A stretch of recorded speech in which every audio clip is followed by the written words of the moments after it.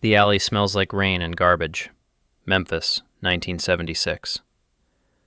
Elvis kneels in a $10,000 white jumpsuit, rhinestones catching the streetlight, next to a man in torn denim sitting against a brick wall. People walk past, don't recognize either of them in the shadows. Elvis reaches into his pocket, pulls out cash, tries to hand it over. The man pushes it back. "I don't want your money," he says quietly. "I want to know if you kept it." Elvis freezes. "Kept what?" The man's eyes are calm, knowing. "The dollar, from 1956, the one I gave you on your birthday." Elvis's hand moves to his wallet instinctively, protective, automatic. The dollar is still there. 20 years later, worn, faded, but there. The man sees the gesture and smiles. "You remembered." This moment, Elvis in his Vegas costume kneeling in an alley, is about to explain everything. Why he gave away $6 million, why he never said no to anyone begging, why a single dollar bill meant more than every gold record he ever earned. January 8th, 1956, Elvis's 21st birthday. He's walking pre-dawn through Memphis streets, collar up, broke but days away from everything. RCA just signed him for his first real contract.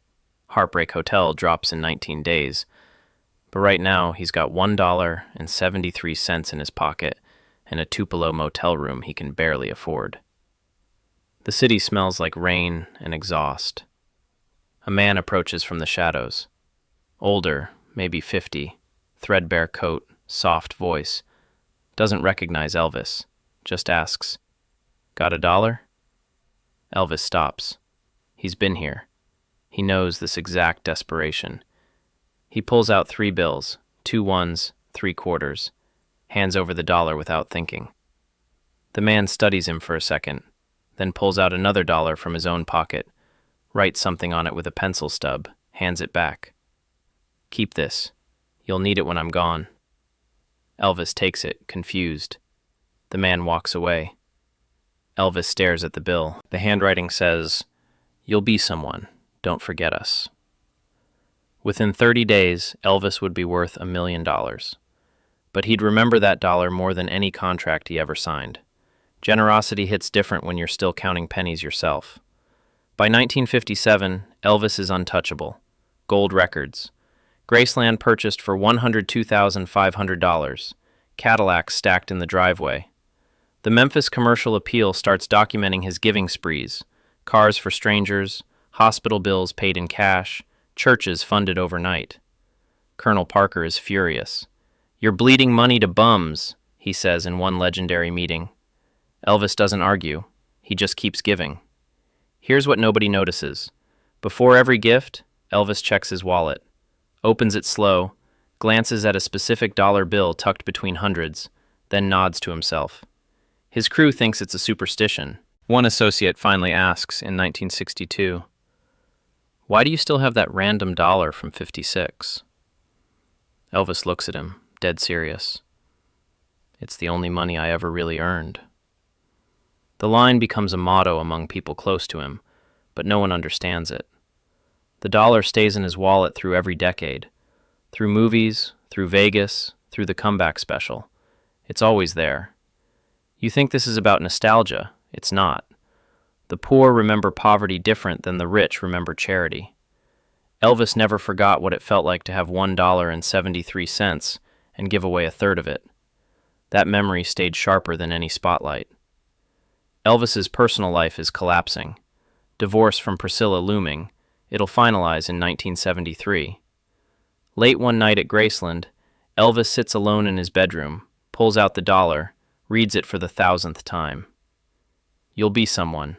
Don't forget us." He realizes something that stops him cold. He never found out who wrote it. For 14 years, he's been giving away millions, but he doesn't know the man's name.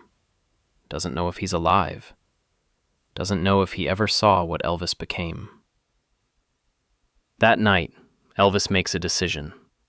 He calls a private investigator. Cost? $15,000 just to start. The only clues? Memphis, January 8th, 1956. Man about 40 to 50 years old, homeless or looked homeless. The investigator writes it down. Find: John Doe, homeless, Memphis 56. It's almost nothing to go on. 2 weeks later, the investigator reports back. Over 200 men fitting that description passed through Memphis shelters in 1955 to 56. Most are dead. Most left no records. Elvis doesn't care about the odds. He increases the budget to $50,000. Checks in every week. Obsesses over updates. His crew thinks he's losing it. But Elvis knows something they don't. Guilt is just gratitude that forgot to pay the bill. And this bill is 20 years overdue. Memphis Public Records. The investigator finds a name. Samuel Trent, age 58 in 1972. Last known shelter residency in 1955. After 1956, the trail goes cold. No death certificate. No Social Security claims. Nothing. Elvis demands the search expand to the entire South. The investigator finds 3 Samuel Trents. Wrong ages, wrong backgrounds, wrong states. Photos laid out on Elvis's desk. None of them match the memory. You think you know where this is going. You don't. Elvis nearly gives up. His prescription drug use is escalating, documented fact from 1972 to 73, and the search feels like chasing ghosts. Then a call comes from Nashville. A shelter director remembers a Samuel Trent who stayed there in 1968. The log entry is brief, but devastating. Refused all help. Said he was waiting for a promise. Elvis reads that line 3 times. He realizes the man was looking for him too. Both of them searching. Both of them waiting. Neither knowing the other was out there. Hope is just another addiction for people with nothing left to lose. But now Elvis has a thread, and he's not letting go. Elvis goes dark on the search, tells no one. Meanwhile, the FBI is investigating his finances. Known fact, 1973 IRS audit. An agent named Morrison notices a pattern in Elvis's bank records. Large cash withdrawals, untraceable donations, no receipts. Morrison cross-references Memphis PD files. There's a vagrancy record for Samuel Trent from 1950 to 56. Multiple arrests, no convictions, disappeared after 56. Morrison connects the dots wrong. He thinks Samuel Trent is blackmailing Elvis. The FBI opens a file. Surveillance begins. They photograph Elvis's wallet during a hotel stay in Vegas. In one image, you can see it. A dollar bill, separate from the cash, protected. Elvis doesn't know he's being watched. By late 1974, 3 people are looking for Samuel Trent. The FBI thinks he's a criminal. The private investigator thinks he's dead. Elvis thinks he's the only person who ever saw him as human. Privacy dies the moment you become worth watching. And Elvis is worth watching every second. Spring 1975. Elvis is doing his Vegas residency at the Hilton. Verifiable contract, nightly shows, sold-out crowds. Backstage one night, an old stagehand mentions something casual. Guy came by asking for you in 68. Older fella, real polite. Elvis freezes. What'd he look like? The stagehand shrugs. 60s, thin, soft-spoken. Left something at the front desk. We threw it out. Elvis grabs the man's shoulders. What was it? The stagehand thinks. Just a dollar bill. Had writing on it. The room tilts. Elvis checks his wallet. His dollar is still there. Which means Samuel had his own dollar. Tried to return it. Tried to complete the circle. But it got thrown away like trash. Elvis realizes the impossible. Samuel has been trying to settle the debt too. Both of them carrying dollars. Both of them searching. Both of them refusing to let go. Some debts can't be paid because both sides refuse to collect. That night, Elvis makes a new decision. Stop searching. Start waiting. The man would come to him. He had to. Elvis's health is declining. Documented weight gain, erratic performances, canceled shows. but he issues a strange order to Graceland security. If anyone asks for me by name, bring them straight in. No background checks, no delays. The security team is baffled. Colonel Parker demands an explanation. Elvis refuses. The FBI intercepts the memo. They see it as confirmation. Elvis is expecting a blackmail drop. Surveillance intensifies. A security memo gets pinned to the wall. Samuel Trent, priority access. Elvis doesn't care who's watching anymore. He starts carrying $10,000 cash daily. His crew is alarmed. Where's he going? Who's he meeting? Elvis won't say. He just checks his wallet, touches the dollar, and waits. Generosity and guilt look identical when they're waiting for the same person. Then, December 14th, 1976, 2 p.m. A man walks into Graceland. Thin, 71 years old, soft-spoken. Gives his name to security. Samuel Trent. The guard radios Elvis immediately. Elvis is in the music room. He stands up, hands shaking. Bring him in. 20 years of searching. It's about to end. Samuel Trent walks through the doors. Older, thinner, but the eyes are the same. Calm, kind. Elvis sees him and knows instantly. This is the man. They don't hug. Don't shake hands yet. Just stare. Elvis's isolation is well documented by this point. He rarely lets anyone close. But he clears the room. No witnesses. No recordings. Just two men and a promise made in 1956. They talk for 30 minutes. What's said stays between them. When Elvis emerges, he's holding a thick envelope. Cash. Estimated at $50,000. He hands it to Samuel. Samuel looks at it, then gently pushes it back. I didn't come for money. Elvis is confused. Samuel reaches into his coat pocket, pulls out a dollar bill, old, worn, identical handwriting, and places it in Elvis's hand. I came to give you this. Elvis stares at $2 bills. Both say the same thing. You'll be someone. Don't forget us. Both written in 1956. Both carried for 20 years. The hardest thing to accept is someone who wants nothing from you, especially when you've spent 2 decades trying to repay them. Samuel speaks first. You want to know what I wrote? Elvis nods, unable to talk. Samuel sits down slow, like his bones hurt. I wasn't homeless. I was a journalist, undercover. 1956, I was testing how Memphis treated the poor. Social experiment for a story that never got published. Elvis listens. Samuel continues. I recognized you from local radio. Knew you were about to explode. Heartbreak Hotel was dropping in weeks. So I tested you. $1. Wanted to see if success would change you. Elvis's throat tightens. I gave it instantly. Samuel smiles. You did. No hesitation. Most people walked past me. You stopped. You gave. So I wrote you a note. You'll be someone. Don't forget us. Wanted to see if you'd keep your humanity.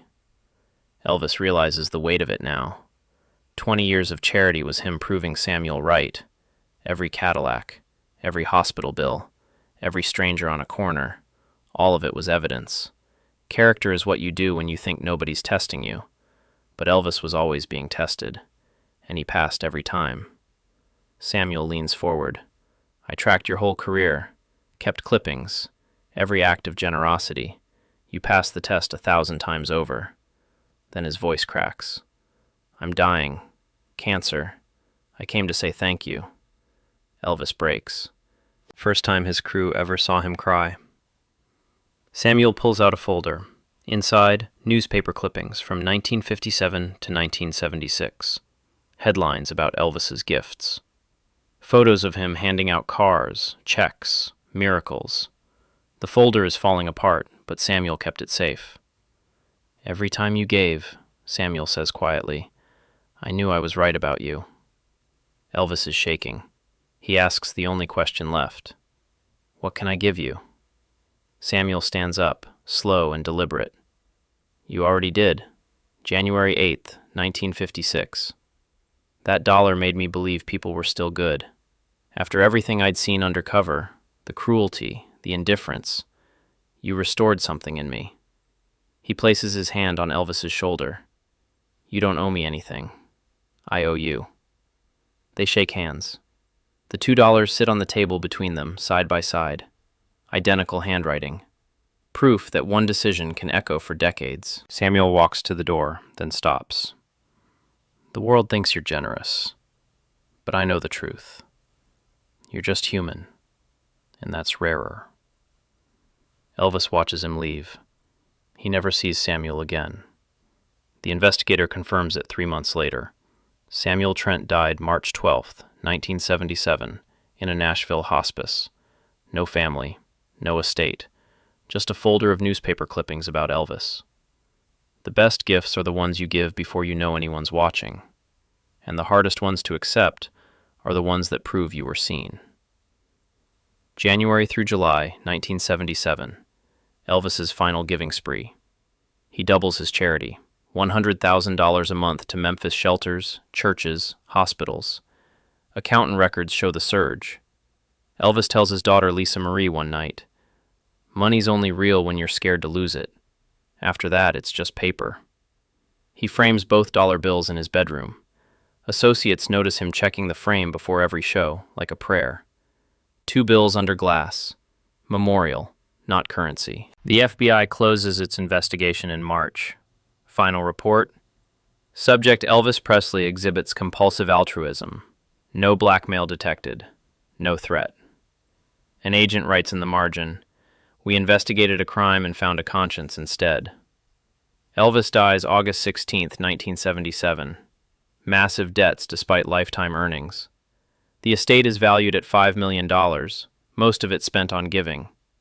When the lawyers inventory Graceland in September, the framed dollar bills are missing. Not in the will, not in the vault, not cataloged anywhere. 3 theories emerge: stolen, buried with Elvis, or returned to Samuel's family. Samuel had no family. No one knows. The frame sits empty on his nightstand, a clean rectangle of wood where something sacred used to be. They investigated a crime and found a conscience instead.